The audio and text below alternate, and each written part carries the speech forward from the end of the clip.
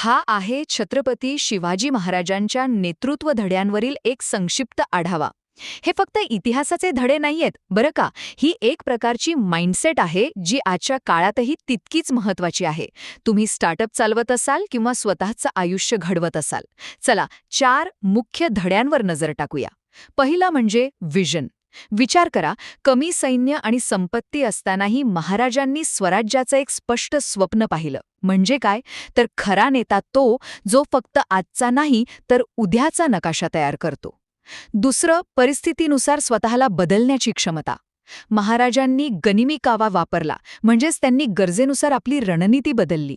आजच्या वेगवान जगात हेच तर लागतं नाही का? फ्लेक्सिबल रहा, पण आपली मूल्य कधीही सोडू नका.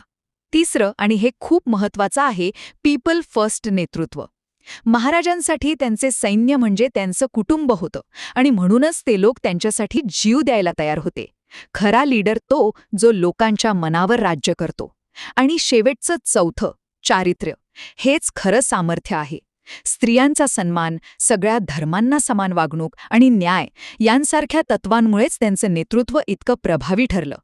एक गोष्ट लक्षात ठेवा, खरी शक्ती मिळवण्यासाठी आधी आपली तत्व मजबूत ठेवावी लागतात.